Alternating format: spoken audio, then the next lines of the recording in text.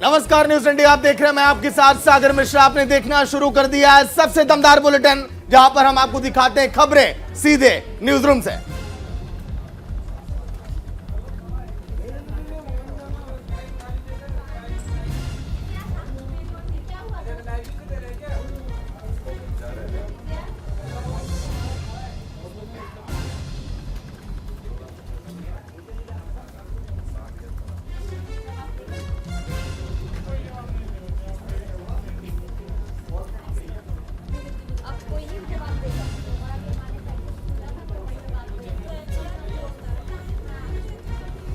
नमस्कार, आपके साथ मैं हूं अभिषेक। सीधे न्यूज रूम से अगले 1 घंटे तक हम आपको वो तमाम खबरें बताएंगे जो आपसे सरोकार रखती हैं। नमस्कार, आपके साथ मैं हूं चारुल शर्मा। अगले 1 घंटे आपको बताएंगे हर बड़ी खबर, जिस पर हमारे साथ जुड़ेंगे हमारे संवाददाता और आप तक हर जानकारी पहुंचाएंगे। तो चलिए सबसे पहले आपको बताते हैं वो खबरें जिनके बारे में आज हम न्यूज रूम में बात करेंगे। तो चलिए आज के दिन की पहली और बड़ी खबर होगी गुजरात में दिग्गजों का जमावड़ा। तमाम दिग्गज चेहरे आज के दिन प्रचार करते हुए दिखाएंगे गुजरात के चुनावी मैदान में। और क्या रहा पहले चरण का पुराना रिकॉर्ड सन 2017 में, न्यूज इंडिया आपको वो भी बताएगा। बिल्कुल, गुजरात के बाद बात होगी एमसीडी के रण की, क्योंकि एमसीडी में हर पार्टी जोर आजमाइश करती नजर आ रही है। और इसी क्रम में आखिर आज बीजेपी ने क्या चुनौती दी आम आदमी पार्टी को, ये भी आपको बताएंगे। देखिए, तीसरी खबर में जिक्र हम करेंगे उपचुनाव में सपा को झटका, एक बड़ा झटका लगा। लेकिन आगे क्या रणनीतियां तैयार कर रही है बीजेपी और सपा की पार्टी उपचुनाव को लेकर, यह भी आप जानेंगे।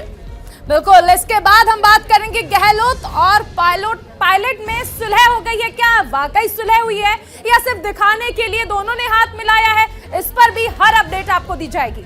देखिए, पांचवी खबर में जिक्र हम करेंगे आफ्ताब का कबूलनामा। आफ्ताब ने क्या क्या कबूला है पॉलीग्राफी टेस्ट में, न्यूज इंडिया वो भी आपको बताएगा। और ग्राउंड जीरो से हमारे संवाददाता भी बताएंगे कि आखिर आफ्ताब मामले में अभी तक क्या क्या।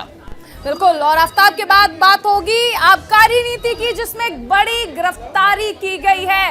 ये नीति भले ही वापस ले ली गई हो आम आदमी पार्टी की तरफ से, लेकिन अभी भी ये गले की हड्डी बनी हुई है, क्योंकि गिरफ्तारियां लगातार चल रही हैं। देखिए, सातवीं खबर में जिक्र करेंगे फिरोजाबाद में आग का तांडव। जिस तरह से आग लगी, कई लोगों की जानें चली गई और कई लोग अभी भी घायल हैं, जिनका इलाज अभी जारी है। इसके बाद बात करेंगे हम पाकिस्तान में हुए आतंकी हमले की, जिसमें एक शख्स की मौत हो गई है, कई लोग घायल भी बताए जा रहे हैं। लेकिन किसने किया ये हमला, इस बारे में भी आपको हर अपडेट दिया जाएगा। तो चलिए जिक्र अब करेंगे आज के दिन की पहली खबर का। गुजरात चुनाव जो कि काफी अहम है, 182 विधानसभा सीटें बीजेपी ने जीती थी 99 और कांग्रेस ने जीती थी 77 सन 2017 में। उम्मीद है कांग्रेस को कि इस बार सत्ता में कांग्रेस लौट कर आएगी, क्योंकि बुलंदी भला किस शख्स के हिस्से में ज्यादा देर तक रहती है। ऊंची इमारतों को भी जमींदोज होने का डर रहता है। वक्त का पहिया है, कांग्रेस को उम्मीद है कि वक्त का पहिया उसकी तरफ घूमेगा और जो घड़ी की सुई है उसकी तरफ इशारा करेगी। लेकिन क्या वाकई में आम आदमी पार्टी और कांग्रेस कमाल कर पाएगी? क्या बीजेपी को पटखनी दे पाएगी? क्योंकि बीजेपी के तमाम दिग्गज चेहरे आज भी दिखाई देंगे गुजरात के चुनावी मैदान में। अभिषेक, बिल्कुल, तो देखिए, पहले चरण का मतदान कल होना है और उससे ठीक पहले दूसरे चरण को लेकर के तैयारियां जो हैं वो सभी पार्टियों ने शुरू कर दी है। चुनाव प्रचार चल रहा है और आपको बता दें कि जिस तरीके की वहां पे स्थिति बनी है उसमें दिलचस्प चुनाव है, क्योंकि आम आदमी पार्टी पूरा जोर लगा रही है, बीजेपी पूरा जोर लगा रही है। इसके अलावा बात की जाए कांग्रेस की, तो कांग्रेस भी पूरा जोर लगा रही है। और आपको बता दें कि ग्राफिक्स के जरिए भी कुछ चीजें हम आपको दिखाएंगे कि किस तरीके से यह चुनाव जो है वो आगे चल रहा है, पीछे क्या कुछ हुआ है, यानी साल 2017 में क्या स्थिति रही थी, 2012 में क्या स्थिति रही थी, वो तमाम अपडेट हम आप तक पहुंचा रहे हैं। ग्राफिक्स के जरिए कुछ चीजें आपको दिखाते हैं। चारुल, बिल्कुल, पहले चरण का रण जो है वो शुरू हो गया और पहले चरण में 89 सीट पर कुल 788 उम्मीदवार हैं। यानी पहले चरण के बाद देखिए दूसरे चरण के लिए चुनाव प्रचार वो भी शुरू हो गया, लेकिन इसमें यानी पहले चरण में 70 महिला और 339 निर्दलीय प्रत्याशी हैं, जिनकी साख दांव पर लगी हुई है। बिल्कुल, बीजेपी और कांग्रेस के सभी 89 सीटों पर प्रत्याशी हैं। तो ये दो पार्टियां हैं जिनके सभी सीटों पर प्रत्याशी हैं। इसके अलावा निर्दलीय और दूसरी पार्टियों के नेताओं की अगर बात कर ली जाए तो आम आदमी पार्टी की 88 यानी एक सीट पर आम आदमी पार्टी का कैंडिडेट नहीं है। इसके अलावा बसपा ने 57 और एआईएमआईएम के 6 उम्मीदवार जो हैं वो मैदान में हैं। अब देखिए स्थिति तो ये हमने आपको दिखा दी कि कल क्या कुछ रहने वाली है। कुछ और चीजें हैं ग्राफिक्स के जरिए सहयोगी सागर वो आपको बताएंगे। चलते हैं सागर के पास। सागर, तो चलिए बिल्कुल पहले चरण में चुनौतियां क्या क्या है बीजेपी के सामने, कांग्रेस के सामने, आम आदमी पार्टी के सामने। न्यूज इंडिया ने जिक्र किया था, आपको वो भी बताएगा। देखिए सौराष्ट्र कच्छ के इलाके में बीजेपी पर भारी पड़ी थी कांग्रेस। सौराष्ट्र और कच्छ ये इलाका है जहां पर कांग्रेस इन पर भारी पड़ी थी। वहीं दक्षिण गुजरात में बीजेपी ने क्लीन स्वीप किया था। इस इलाके में बीजेपी का दबदबा रहा। पहले चरण की बात हम कर रहे हैं। वहीं अगर जिक्र करें 2017 में तो बीजेपी ने 48 सीटें जीती थी, 89 विधानसभा सीटें, इसको ध्यान में आप रखिएगा। 48 सीटों पर बीजेपी ने जीत प्राप्त की थी। वहीं आगे अगर हम जिक्र करें कांग्रेस को 39, बीटीपी को 2 और एनसीपी को 1 सीटें मिली थी पहले चरण के चुनाव में, जहां पर चुनाव होने वाले हैं। वहीं कांग्रेस को 39 जिक्र हमने किया। बीजेपी और कांग्रेस दोनों के लिए सीटें बचाए रखने की चुनौती है, क्योंकि सामने आम आदमी पार्टी है। खोने के लिए कुछ भी नहीं है आम आदमी पार्टी के सामने, और इसीलिए आम आदमी पार्टी दमखम लगा रही है, क्योंकि खोने के लिए कुछ भी नहीं, पाने के लिए बहुत कुछ है। और आम आदमी पार्टी ये चाहती है कि ज्यादा से ज्यादा सीटें हासिल करें। अभिषेक, बिल्कुल, तो सागर ने बताया कि क्या स्थिति जो है वह है, क्या चुनौतियां हैं बीजेपी के लिए, चाहे कांग्रेस हो आम आदमी पार्टी हो। हमारे सहयोगी मेहुल झाला हमारे साथ जुड़ रहे हैं, उनके पास चल रहे हैं। मेहुल, केम छो गुजरात?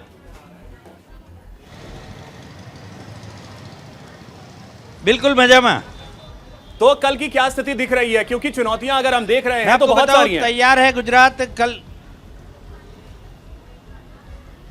बिल्कुल कल 89 विधानसभा क्षेत्र पर जो पहले चरण का मतदान होना है, वोटर्स पूरी तरह तैयार है। चुनाव आयोग की तैयारियां पूर्ण जोश में चल रही है। जो काउंटिंग प्रक्रिया में, वोटिंग प्रक्रिया में जुड़ेंगे वो न केवल शिक्षक हैं बल्कि बैंक कर्मी जैसे लोग भी, उनको भी ये वोटिंग प्रक्रिया में जोड़ा गया है। ईवीएम मशीन्स की पूरी छानबीन हो गई है, उसकी टेस्टिंग हो चुकी है, और अब इसके बाद जो विधानसभा क्षेत्र हैं वहां पर बूथ अलॉटमेंट की तरह ईवीएम मशीन दिए जा रहे हैं। मैं आपको बताऊं कि सौराष्ट्र कच्छ इलाका होगा जहां पर कल वोटिंग है, और दक्षिण गुजरात का इलाका होगा जो सूरत से लेकर डांग, आहवा, नवसारी, वलसाड़ वहां तक ये 89 विधानसभा क्षेत्र हैं, उन पर पहले चरण के चुनाव में के लिए वोटिंग होनी है जी। लेकिन मेहुल अगर हम जिक्र करें आम आदमी पार्टी की, तो कांग्रेस से कहीं ज्यादा दिखाई दे रही है चुनावी मैदान में।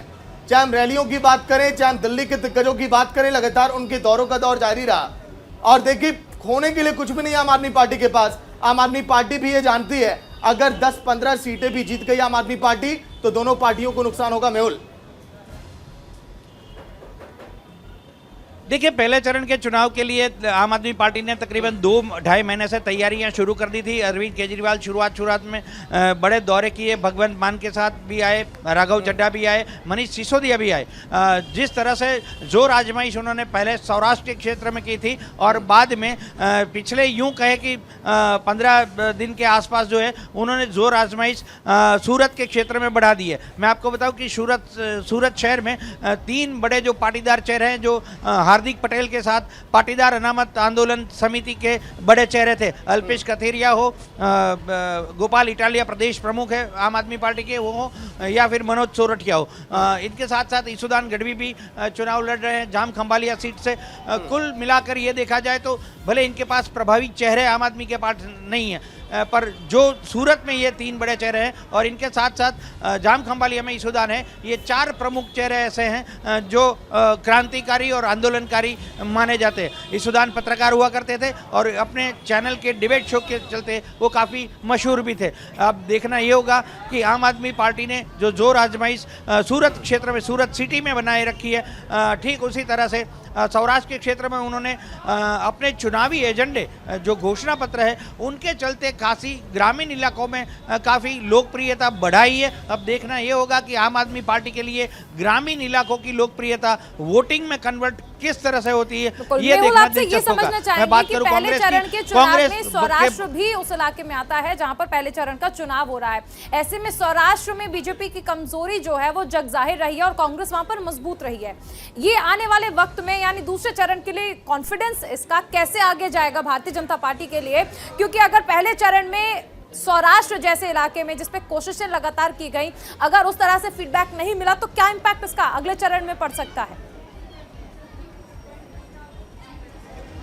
मैं आपको बताऊं कि जितने हमारे editor in chief news India के विजय त्रिवेदी जी के साथ हमने जितने विधानसभा क्षेत्र का दौरा किया, वहां मतदाताओं ने अपना मन बताने से कुछ थोड़ी असहजता दिखाई है। हालांकि वोटर्स पूरी तरह तैयार है वोटिंग के लिए, पर जो सुस्ती दिख रही है, जो चुनाव प्रचार की जो सुस्ती दिखती है, वो केवल प्रचार में लोग अपने तरीके से जुड़े और फिर वोटिंग कन्वर्ट हो, ये कहीं ना कहीं थोड़ी दिक्कत वाली बात सौराष्ट्र के क्षेत्र में लगती है। जो सुस्ती दिख रही है वो वोटर्स में दिख रही है, पर अंदरूनी करंट किस तरह का है वो जब वो वोटर्स जो है पोलिंग बूथ में जाएगा, वोटिंग करने खड़े होंगे और जब सोचेंगे कि इस बार किसको वोट दिया जाए, उसके बाद जो वोटिंग करेगा वो अंडर करंट बैलेट बॉक्स के बाहर 8 तारीख को 8 दिसंबर को निकलेंगे। जा सकता है कि जनता के हाथ में, जनता जिसे चाहे उसे सत्ता का ताज पहना सकती है। बहुत शुक्रिया इस तमाम जानकारी के लिए।